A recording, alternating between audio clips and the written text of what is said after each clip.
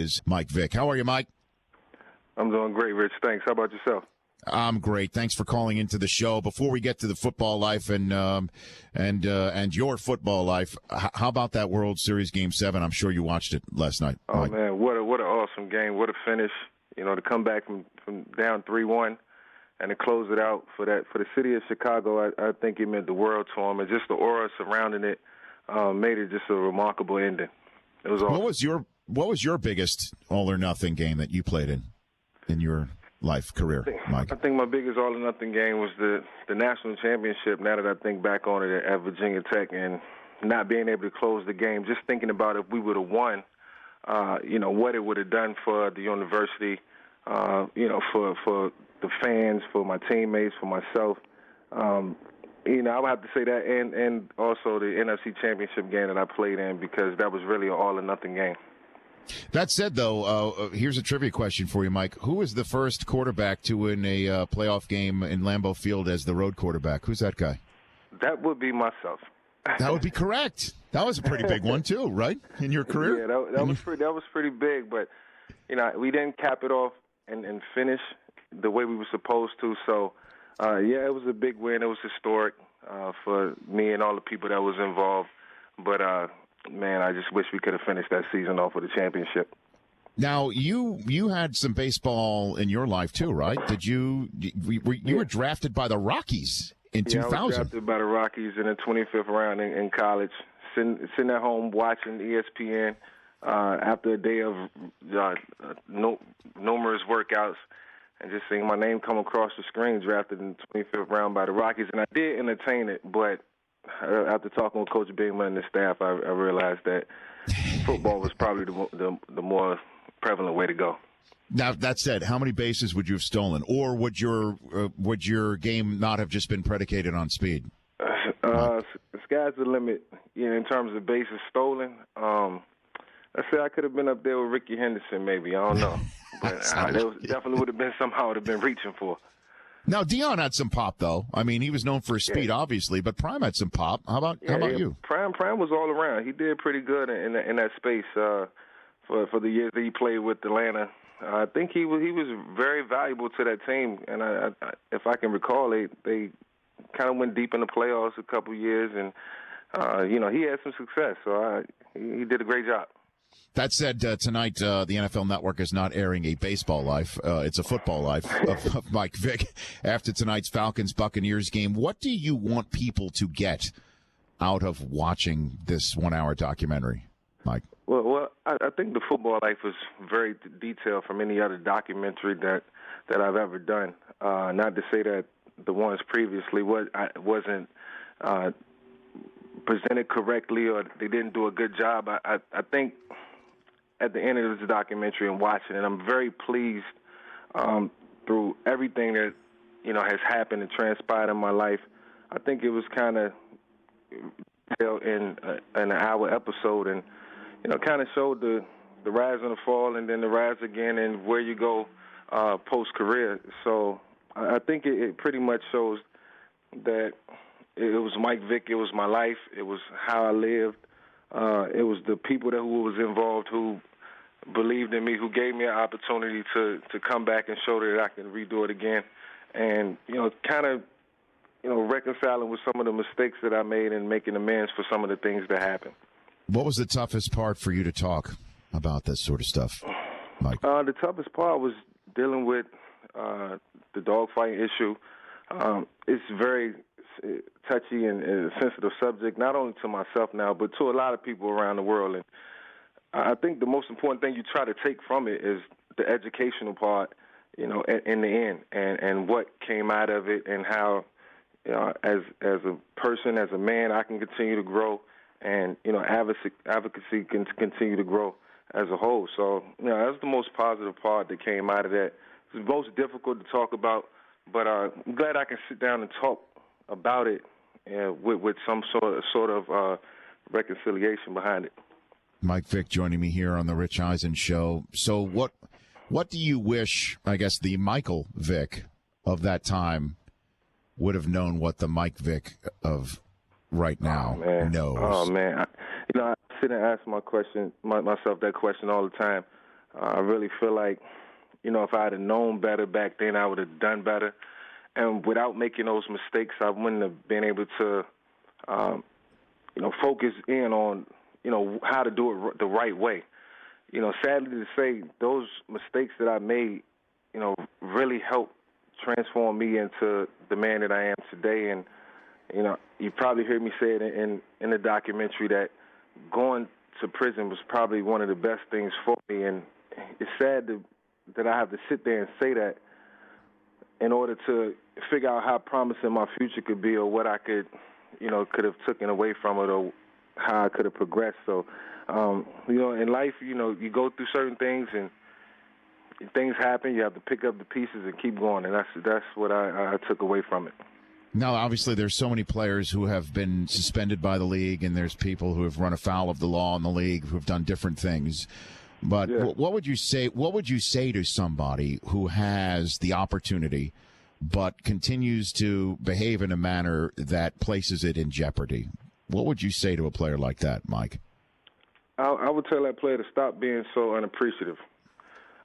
There's a lot of people out here in this world who struggle on a day-to-day basis, and the profession that we're in, the opportunities that we have in playing in the NFL, knowing that it's a privilege and not a right. If we get that part in perspective, then I think we'll think about our day-to-day decisions differently, not irrationally. And to a young player coming into this league, I would just advise them to take advantage of every opportunity that's given, because you don't know when it's going to be your last. And the privileges that we have in this league and the way the league take care of us as players, and it's been so good to us over the years, and it's continued to grow and progress. You can't take that for granted. So appreciation is something that has to be dearly in your heart. How integral was Commissioner Roger Goodell in your comeback? He played an integral part in me coming back. I think the conversations that we had prior to me being reinstated really helped change me as an individual, change my outlook on life.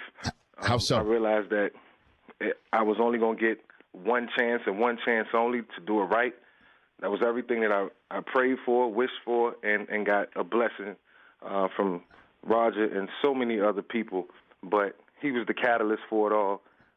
He started the engine, and I just kind of took off with it. And, to this day, still being proactive, in all my work, minus playing football, I think it's more to life than just, that realm of life.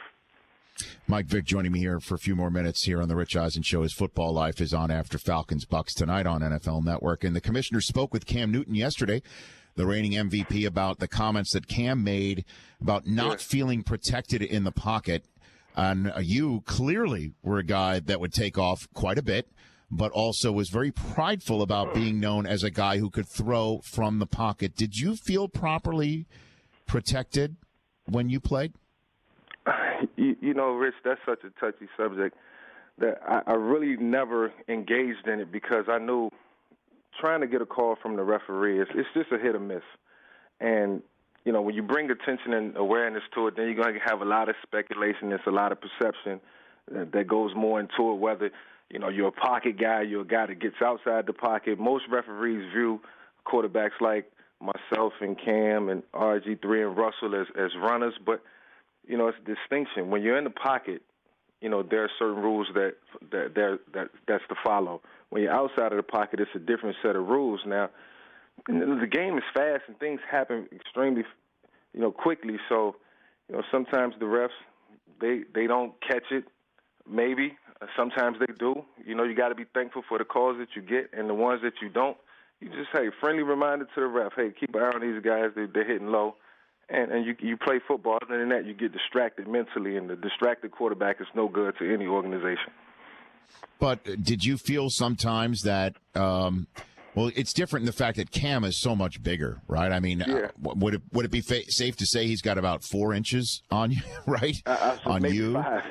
And I don't know how many pounds, right? So I guess it's difficult to compare, but did you feel sometimes you were taking hits in the pocket that didn't get flagged because they figured, you're used to taking the hits because you were out of the pocket so much? I think I had my share of hits that could have been calls. Maybe could have equated to, some wins and losses. But, like I said, I never really complained about it. I never really talked about it. I felt like there were calls that could have been made, but at the same time, I was viewed as a runner, as a pocket guy, as a guy who got outside of the pocket and played the game differently. So the refs may have viewed it differently, but at the same time, every quarterback within that pocket subject to the same rules. And yeah, Cam should have got the call that was late below his knees, and he didn't get it. So he brought some awareness to it. Hopefully some things will be done. And the league is good about taking care of that guy. So, that'll get taken care of. Cam just needs to, hopefully he'll just continue to focus, on each and every week and get wins for his team. Last one for you, Mike. If I could give you one word, one adjective to describe your career, how would you term it? What would you call your career, your NFL career?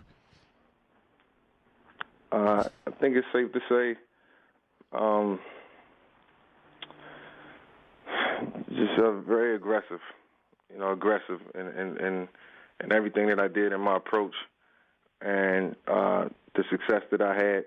It was very aggressive, and I feel like at the end of the day I was treated fairly. I had a great career.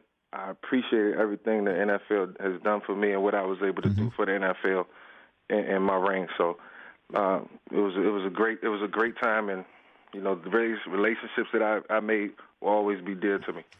And do you think you'd be seeing all these guys running, taking the ball down and running with it if it weren't for you coming out of Virginia Tech, Mike? Well, Rich, I can't take all the credit for it, and I'll take maybe 80% of the credit for it because there was some guys that came before me who was doing it, and I emulated them.